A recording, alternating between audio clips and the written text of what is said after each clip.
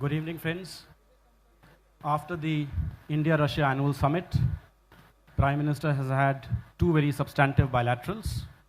The first one with President Xi Jinping of China, and the one which we have just concluded with President Jacob Zuma of South Africa. To brief you on these two very important bilateral meetings that Prime Minister had, I am delighted to have with me our Ambassador to China, Ambassador Vijay Gokhale, our High Commissioner to South Africa, Ambassador Ruchi Ghanshyam, and our Joint Secretary, Eastern and Southern Africa, Neena Malhotra. So I'll just first give you a readout on these two important meetings, and thereafter we'll open up the floor for questions.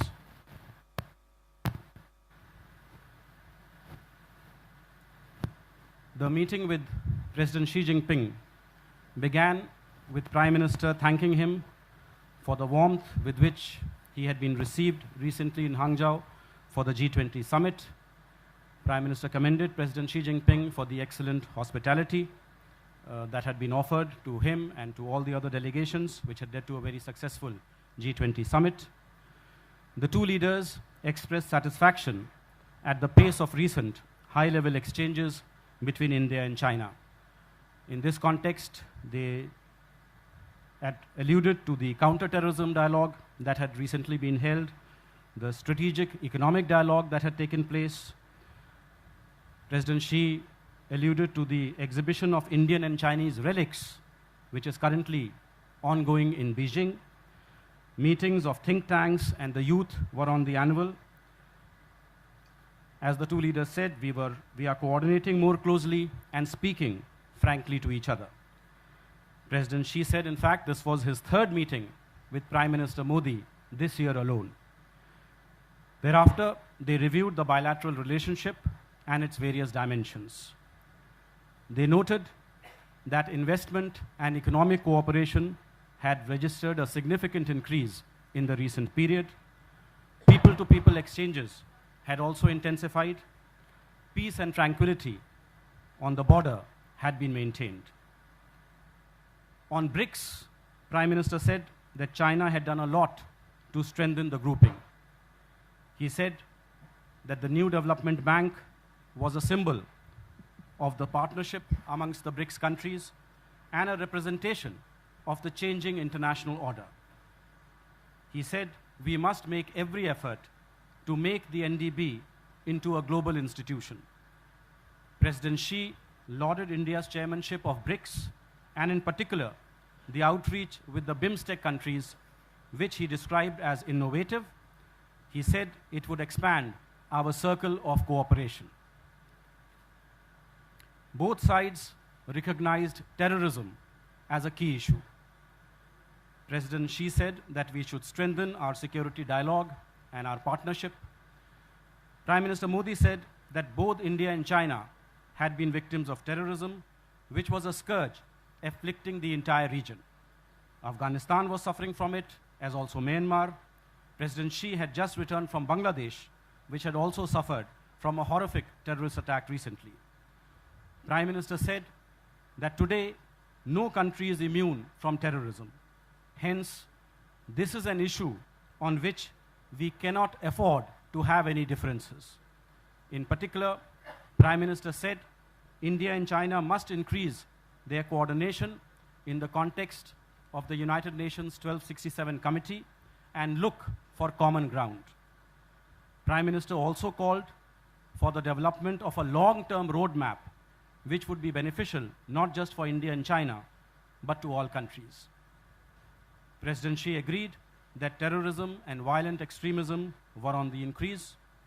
He alluded to the threat from ISIL, and he said that India and China must step up their counter-terrorism efforts. President Xi said that we must maintain our strategic communication and dialogue on this subject. He called also for increased cooperation in areas such as railways, industrial parks, vocational and skill training, space, aviation, and ICT. He said that China was working to address the issue of the trade imbalance and encourage Chinese companies to invest in India.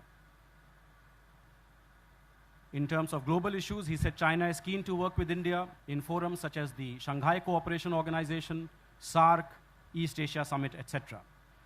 He said that the commonalities between India and China far outweighed the differences.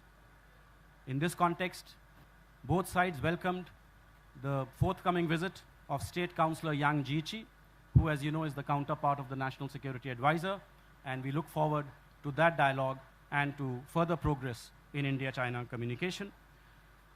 Thereafter, there was a brief discussion on the nuclear suppliers group.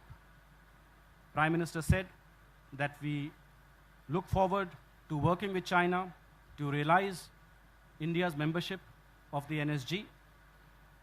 One round of consultations had already taken place between the two sides in Delhi, and President Xi said that the second round would also be happening very soon, and this would be helpful. So this, I think, gives you a broad gist of the conversation that took place between Prime Minister and President Xi. Let me now turn to South Africa. Prime Minister began by remembering very fondly his visit to what he called the Karm Bhumi of Mahatma Gandhi, the land of Gandhi and Mandela, and said that he was fortunate to have had this opportunity to pay tribute to the memory of these two great leaders. In particular, he said that the train journey that he undertook from Pentridge to Pietermaritzburg was truly unforgettable. President Zuma also greatly appreciated Prime Minister's state visit to South Africa. He described it as a historic visit, which he said was to a country that produced two great leaders. President Zuma said that India and South Africa have had a long relationship. The need now was to grow and deepen it even further.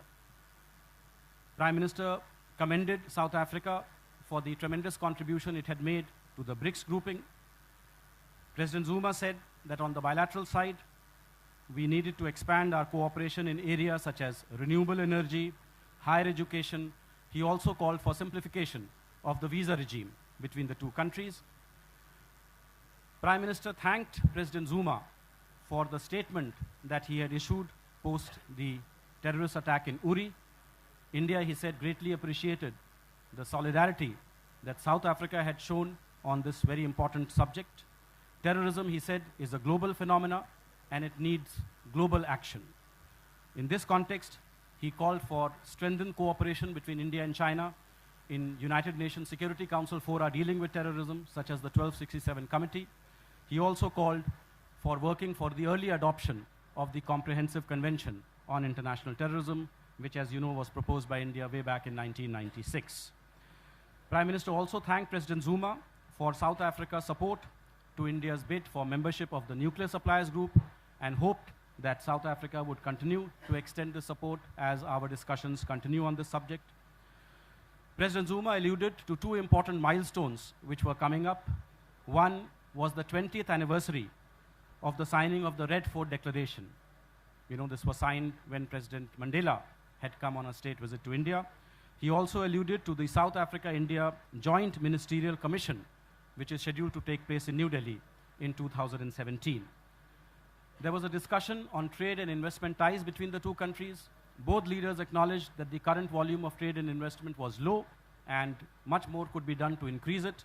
In this context, Prime Minister said that sectors such as minerals, energy, hydrocarbons were very promising areas. In particular, he said that South Africa's expertise in deep mining was something that India could utilize very, very profitably. Prime Minister then referred to the preferential trade agreement between India and the Southern African Customs Union.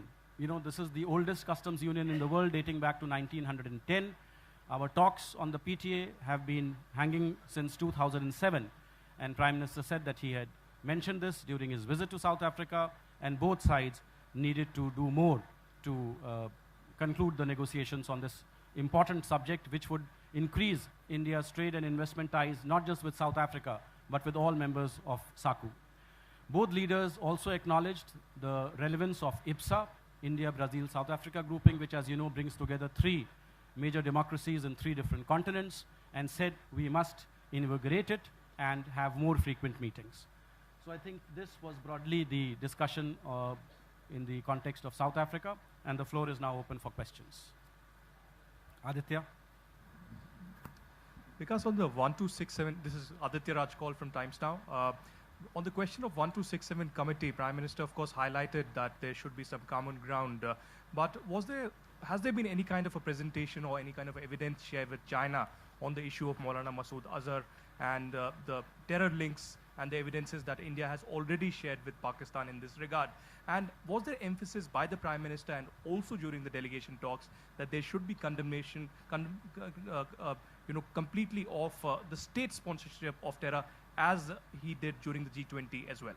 I think India and China have maintained a continuous dialogue on the issue of terrorism. Ambassador will bear witness to the fact that at multiple levels this has been raised, including at the highest possible levels, including today, as I have just said. And I think the Chinese are very well aware of our concerns, of the need for us to, ensure that, globally designated terrorists are designated, globally notified terrorists are designated by the United Nations, through the designated mechanism. And I think there is close coordination between India and China on this issue, and I think that particular dialogue will continue. In case our ambassador wants to add anything on this subject.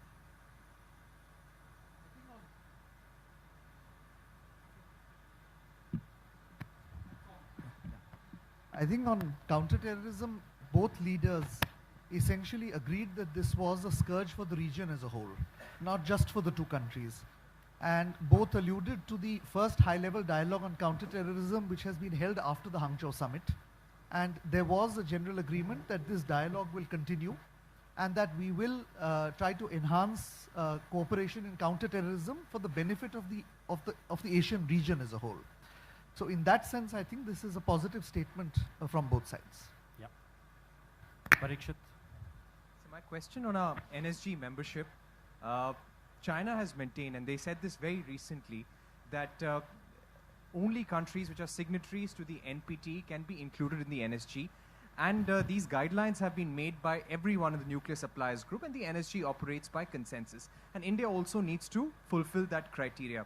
Was that same point reiterated by the Chinese delegation in the bilateral talks today? No.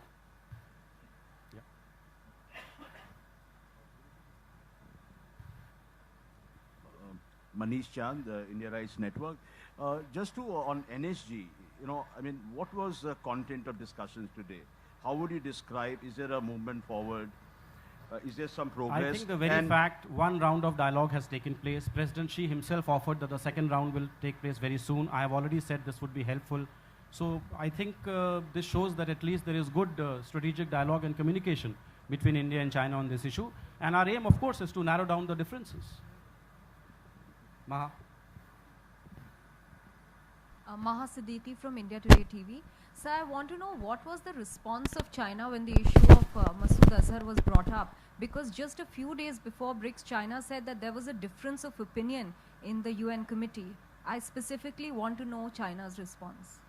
Look, as Ambassador has also just said, China clearly acknowledges the issue of terrorism, the danger that it poses. In fact, President Xi clearly said that China opposes all forms of terrorism, all manifestations of terrorism.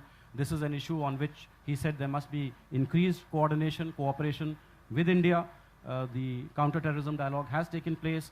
When the NSA meets State Councillor Yang Jiechi, I expect this issue will be taken up further. So we are maintaining a continuous dialogue with China, and our expectation and hope is that China will see the logic of what we are saying. Manish? Sir मुझे याद है कि Hangzhou में जब PM और Chinese president के बीच बातचीत हुई थी तब ये कहा गया था कि दोनों साइड एक दूसरे के कंसर्न और इंटरेस्ट को समझे। तो क्या वो लोग ये नहीं समझ रहे कि मौलाना मसूद अजहर को लेकर हमारा कंसर्न क्या है या हमारा इंटरेस्ट कहाँ पर है? नहीं, बिल्कुल मेरे ख्याल से उस मामले में तो मैं नहीं समझता हूँ कि हम लोग ने कोई कसर छोड़ी है। अपनी तरफ से हर स्तर पर हमने इस मुद्दे को उठाया है और उन्हें बताया है कि मौलाना मसूद अजहर का डेजिग्नेशन क्यों न केवल भारत के लिए बल्कि संपूर्ण विश्व समुदाय के लिए आवश्यक है, क्योंकि वो एक बहुत ही जैसे कहते हैं कि एक ऐसा टेररिस्ट है जिसकी पहुंच जो है वो केवल इस रीजन में ही नहीं बल्कि रीजन से बाहर भी है। At the back Trivedi ji. जी, विजय त्रिवेदी, न्यूज़ नेशन से। सर, ब्रिक्स में जो आर्थिक मामले हैं, इकोनॉमिक लेवल की जो बातचीत है, इकोनॉमिक इंटरेस्ट हैं ब्रिक्स कंट्रीज़ के, उस पर चर्चा हो रही है, लेकिन हिंदुस्तान में चाइनीज़ प्रोडक्ट्स का बॉयकॉट का एक लगातार माहौल बना हुआ है। तो क्या इन दोनों चीज़ों को आप कंट्राडिक्शन के तौर पर देखते हैं, या भारत सरकार जो है चाइना को इस पर किस तरह से समझाइश देगी? पहली बात तो ये बायकॉट की जो आप बात कर रहे हैं, ये किस आधिकारिक तौर पर किसने कहा है? इस तरह की तो कोई बातचीत नहीं है। ब्रिक्स जो है एक ग्रुपिंग ऐसी है जो कि प्राइमरीली इकोनॉमिक इश्यूज से शुरुआत हुई थी। अब पॉलिटिकल इश्यूज, ग्लोबल इश्यूज पर भी वो चर्चा करती है, और हम उम्मीद करते हैं कि जब ब्रिक्स की कल समिट होगी तो इकोनॉमिक इश्यूज, इकोनॉमिक मुद्दों पर तो चर्चा होगी, और एक विस्तृत प्लान ऑफ एक्शन निकलेगा जिसमें हम जो ब्रिक्स नेशन है वो इंट्रा ब्रिक्स ट्रेड, इन्वेस्टमेंट और कोऑपरेशन कैसे बढ़ा सकें, उस पर बहुत मेरे ख्याल से महत्वपूर्ण बातचीत होगी। Geeta Mohan. Geeta Mohan from NewsX. I just wanted to know, Vikas, whether if China-Pakistan economic corridor and the issue that India has with regards to CPEC, did it come up, and what was China's response? Look, as I said as I told you, I'm not going to go into each and every detail of what was discussed or not. Broadly speaking, I think our broad concerns in the current state of the relationship were conveyed to the Chinese side. The intention was that both sides should narrow down the areas of differences, since the commonalities far outweigh that, and that both sides should work together. Venkat Narayan, a freelance journalist. This question is meant for our ambassador to China. We have been having a trade deficit with China for many years. I think it's more than $40 billion. The Chinese have been saying, we will look into this, we'll do something, and so on. But that's been going on again for many years. What exactly are they proposing to do, and how do they plan to reduce this trade deficit? Thank you. Yeah, thank you. I think firstly, they are well aware that there is an issue of a trade deficit. Secondly, I think that we are looking and we are talking to them about market access issues with a view to ensuring that barriers come down so that more Indian products reach China. And at the same time, the Chinese side is also telling us that they would like us to suggest products which are competitive in their market, and they will facilitate access. I think the third important point, and the point that Mr. Vikas Swarup made, was that one way of balancing trade is also to get more Chinese investment into India. So that creates employment, and that creates goods here which are both for the domestic market and for exports. And on that, certainly the President of China clearly conveyed that Chinese companies are interested in investing in India, that they see India as an investment destination with an immediate potential, and that the Chinese government will encourage such investments. I think that was a clear statement, and it is now for us to act on it. Suhasini at the back. I just wanted to clarify, because you maybe misspoke. I guess we're all tired. But during your comments on South Africa, you said that the Prime Minister raised coordination at the 1267 committee at the UN. South Africa is not in the UN. And then you went on to speak about the CCIT. Correct. So could you just clarify all those statements? Who did we raise what with? Look, terrorist designations, the 15 members who sit in the 1267 committee do the designation, but all nations are equally interested. I mean, after all, terrorism is not a threat which is faced by one country or two countries. It's a universal threat. So the idea was that, every country supports each other when it comes to terrorist designation. So it was in that context, PM said there are designated structures within the UN which deal with terrorist designations, and which should increase our, coordination and our cooperation through those structures. That is what he meant. And CCIT, again, this is an issue that Prime Minister has taken up repeatedly with virtually every world leader that he has met. This is a very important issue for us. We believe that there is still a lacuna in the legal framework to combat international terrorism, which the CCIT is designed to close. And if it is, the sooner it is adopted, I think the better it would be, because then you would have a clear prosecute or extradite norm, which every country would be obliged to follow. Okay, last question. Sir, एक clear understanding ये है कि अजहर मसूद को UN designated international terrorist घोषित करने में चीन एक रोड़ा है, ऑब्स्टिकल है। क्या इस मुलाकात के बाद हम साफ तरीके से ये कह सकते हैं कि वो जो ऑब्स्टिकल है वो घटा है, कम हुआ है और आने वाले दिनों में अजहर मसूद को डेजिग्नेट किया जाएगा इंटरनेशनल टेररिस्ट? नहीं देखिए, वो तो देखिए एक्शन ऑन द ग्राउंड से ही पता लगेगा ना। हम लोग तो सिर्फ अपनी बात उन तक पहुंचा सकते हैं और हर स्तर पर पहुंचाई है हम लोग ने अपनी बात। उसके बाद उनके ऊपर है कि वो भी उसके ऊपर उस मुद्दे पर विचार करें, पुनर्विचार करें और देखें कि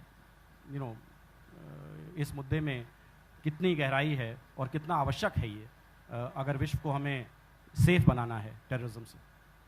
इसके साथ ही I think we have concluded all the questions. Thank you all. अच्छा, before I think let me just give you a readout of the programs tomorrow so that all of you can, anticipate it also, and especially the electronic media friends can do their TV programming accordingly. Tomorrow, Saturday the 16th of October, we will begin with a meeting with Sri Lanka. This is from 9:15 to 9:45. It will be here at Hotel Taj Exotica. So the meeting between Prime Minister and the President of Sri Lanka. This will be followed by a meeting with the Prime Minister of Bhutan from 9:45 to 10:15. 10:30 we'll have the arrival of the President of the People's Republic of Bangladesh. Must be Prime Minister. No, so the Prime Minister of Bangladesh would be arriving at 10:30. 10:30 marks, as you know, she would be staying at the Hotel Leela Palace. 10:30 would mark the BRICS Summit welcoming ceremony, followed by a group photo of BRICS leaders at 10:40. 10:45 to 11:50 will be the BRICS leaders restricted session meeting. At 11:30 will be the arrival of the State Councillor and the Minister of Foreign Affairs of Myanmar, State Councillor Aung San Suu Kyi. From 12 to 1 o'clock is the BRICS leaders restricted working luncheon. 1:05 to 1:30 will be the BRICS leaders meeting with the BRICS Business Council and a briefing by the NDB President, Mr. Kamath. From 1:30 to 2:30 will be the BRICS leaders plenary session. This is, of course, the most important session, which will take place right here in Taj Exotica, behind you in the dome. From 2:35 to 3, we will have the signing ceremony and the concluding press statement by the Prime Minister of India, at which media will be invited. Thereafter, Prime Minister then shifts to Leela Palace for the BIMSTEC outreach. 3:35 to 4:30 is the arrival ceremony of the BIMSTEC leaders, the group photo op, and the BIMSTEC retreat in Hotel Leela. 4:50 to 5 o'clock is the arrival ceremony for the BRICS leaders. You know, Prime Minister will go in advance to have a meeting with the BIMSTEC countries' leaders, and thereafter the other BRICS leaders will be arriving at Hotel Leela. 5 o'clock will be the large group photo of the BRICS and BIMSTEC leaders. 5 to 6:30 will be the BRICS BIMSTEC outreach summit, followed at 6:30, from 6:30 to 8, by the BRICS and BIMSTEC leaders summit dinner reception. This will conclude the BRICS BIMSTEC outreach summit, and thereafter Prime Minister will have a couple of bilateral meetings. At 8:15 p.m., he will meet the Prime Minister of Nepal. At 9 o'clock, he will meet with the Prime Minister of Bangladesh. At 21:30, the departure of the President of Russia will take place. President Putin will depart. At 10:30 p.m., the President of the Republic of South Africa will depart. So this is the schedule, the entire schedule for tomorrow. Thank you all.